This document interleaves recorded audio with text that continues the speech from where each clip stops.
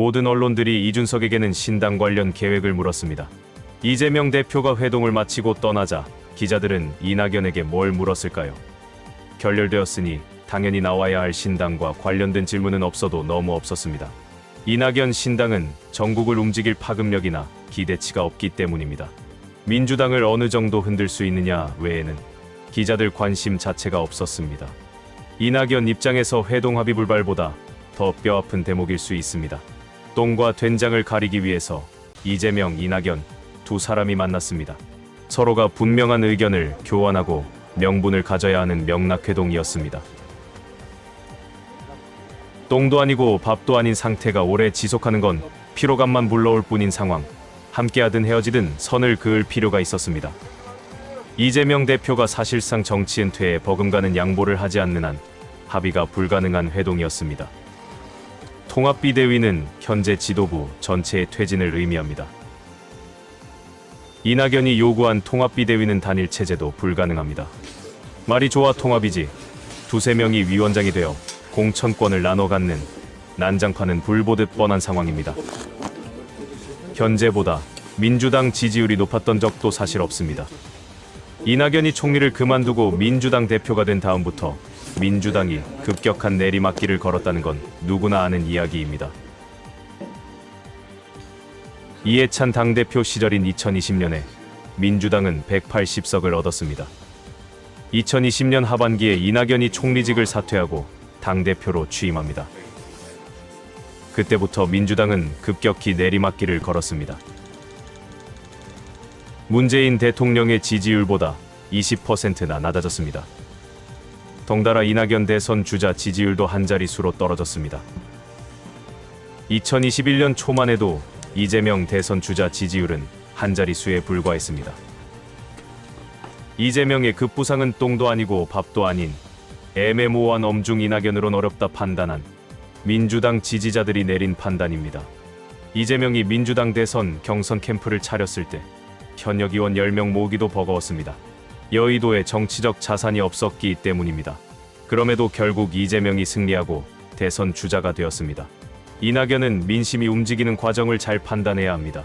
이낙연 캠프가 터트린 대장동 문제가 불거지고 전방위적인 흑색 선전이 난무하는 가운데 근소한 차이로 이재명이 대선에서 패할 때까지 이낙연 캠프에 있었던 이들에게서 국민의힘에 반론하는 걸 나는 들은 기억이 없습니다. 반론은커녕 비서실장부터 윤석열 캠프로 기어들어갔습니다. 대선에서 제대로 돕지도 않았던 의원들 중에서 대선에서 패한 책임을 지라하고 사법적 리스크를 경고하면서 이재명의 재보궐 선거에 출마하지 말라고 압박했습니다. 국민은 이재명을 국회의원으로 만들었습니다. 이낙연은 당의 중진으로서 당을 추스르려 노력하는 대신에 자신에게 비판하고 욕하는 사람들이 있다면서 툴툴거리다가 조만간 이재명이 구속되면 돌아오면 된다 생각하고 미국으로 날아갔습니다. 원내에서 이재명의 기반은 약했지만 주류였던 이들이 놀랄 정도로 민주당 지지자들은 압도적인 표 차이로 이재명을 당대표로 뽑았습니다. 민주당원과 권리당원 그리고 대의원들은 이재명뿐만이 아니라 이재명에 가깝다고 판단되는 이들까지 최고위원들로 선출해서 지금의 지도부를 만들었습니다. 신기하게도 아무도 초선 의원 취급을 안 하지만 이재명은 초선으로서 당대표가 되었습니다. 민주당 지지자들은 여러 의원들이 여러 문제를 지적하는데도 이재명을 당대표로 왜 뽑았을까요? 이보다 더 어려운 상황일 수 있을까 하는 우려 속에서 단식으로 승부수를 던지고 강서구청장 선거 결과가 보여주듯이 이재명은 확실한 결과를 내기 때문입니다. 민주당이 어쩌고 저쩌고 하는 이들은 이해하기 불가능하겠지만 민주당의 지지율은 사상 최고입니다. 여론조사꽃이 발표한 자료를 보면 이재명이 당대표가 된 뒤부터 국민의힘에 뒤처진 적이 없습니다. 이낙연은 민주당이 가장 좋았던 시절에 당대표가 되었습니다. 문재인 전 대통령의 지지도가 높았던 그 좋은 상황에서도 민주당 지지율은 국민의힘에 밀리기 시작했습니다. 윤석열이 못한 것이 100% 이유로 민주당 지지율이 올라갔다면 이낙연 당대표 시절엔 60%를 넘었어야 합니다. 이런 말까지 하기 싫었지만 좋은 조건에서 대가리 안의 수단과 방법을 가리지 않는 오로지 대권에 대한 생각, 큰 그림을 그리지 못한 그 시절 잘못된 판단에 정치인 이낙연이 망가지고 뭐 하나 제대로 처리하지도 못한 채 그 짧은 시간에 민주당까지 망치게 만들었습니다. 현실을 부정하는 대가리가 변하지 않았고 정치인으로 그릇은 오히려 작아졌는데 이낙연이 새로운 변화를 말합니다. 민주당 지지자가 아닌 사람들은 이재명 당대표 시대를 우려했습니다. 투쟁과 막말과 강성 일변도만 나올 것이다 생각했습니다. 여론조사에서 중도층은 민주당에 기울어 있습니다. 우려하는 그런 모습 대신에 절제하는 모습을 보였기 때문입니다. 이런 것이 능력의 차이입니다. 이재명에게서 시원한 사이다를 보기 어렵다는 분들도 있었습니다. 다수의석으로 끌어내리지 못하고 뭐라느냐며 나무라는 분들도 있습니다. 속수무책으로 당하는 듯 보였지만 이재명 지도부는 윤석열 정권이 원하지만 국회 동의가 필요한 일에서 민주당은 윤석열 정권과 타협하지 않았고 어물쩍 넘어가려 했던 국익을 저해하는 정책을 민주당은 집요하게 거론하고 여론을 만들어 제동을 걸었습니다. 좀만 쉬어도 압수수색을 당하는 현실에서 쉬웠던 일이 아닙니다. 야당은 의석이 많다 해서 국정을 이끌 힘이 발생하지 않습니다. 정부 여당이 존중해주지 않으면 국정에서의 역할은 심각하게 제한됩니다. 대한민국의 대통령은 무소속이라 해도 의회 권력보다 힘이 강합니다. 야당은 정권을 감시하고 비판하고 대안을 제시하고 여당과 만나 대화하고 합리적인 결정을 내리는 것이 전부라 할 수 있습니다. 윤석열은 국민의힘에게 자율권을 주지 않고 빼앗았습니다. 야당의 대화 상대가 사라졌습니다.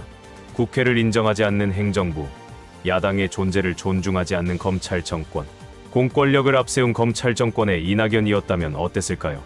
서해 피격 사건, 살인을 자백한 북한 선언 북송 사건 등등 윤석열 정권이 문제 삼는 전 정권 사건에서 문재인 전 대통령까지 거론하는 상황에서도 이낙연은 실세 총리였지만 신기하게도 서면 조사 한 번 받은 적 없습니다. 이낙연이 윤석열에 협력해서가 아니라 윤석열에게 이낙연은 위협이 되지 못하기 때문입니다. 2023년이 저무는 지금 이재명과 이낙연이 눈비 내리는 오늘 회동을 했습니다. 극적인 합의가 나올 거란 기대가 1도 없던 상황에서 모두가 예상한 것처럼 이낙연에게 이재명 사퇴 말고 다른 방안 제시는 없었습니다. 이제 서로의 길에 충실하기를 바라면서 오늘 회동에서 있었던 두 사람의 이야기를 들어보겠습니다. 네, 상황이 매우 엄중하기 때문에 우리 국민들 그리고 우리 당원들 눈높이에 맞춰서 단합을 유지하고 이번 총선을 반드시 이겨야 된다라는 말씀 드렸습니다. 당의 부족함이 많다고 생각될 수 있고 실제로 기대치에 부족한 점이 있겠지만 당을 나가시는 것이 그 길은 아닐 것이다라는 간곡한 말씀을 드렸습니다. 어떤 경우에도 우리가 가능한 길을 찾아서 단합을 이뤄내고 그 힘으로 우리 국민들의 이 절망적인 상황을 이겨내야 되겠다는 말씀을 드리고 싶습니다. 우리 총리님 다시 한번 깊이 제고해 주시기를 부탁드립니다.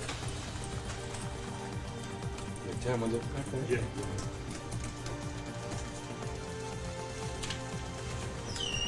이재명 대표가 먼저 자리를 떴습니다. 이낙연 전 총리가 기자들 앞에 섰습니다.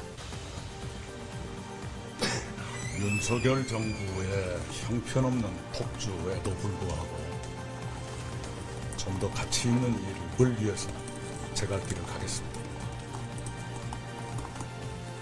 그나마 한 가지 바람이 있다면 윤석열이나 이준석 밑으로 기어들어가는 그것만은 하지 않았으면 좋겠습니다. 네, 그걸 거부했습니다. 오늘 영상은 여기까지입니다. 시청해주신 여러분 고맙습니다.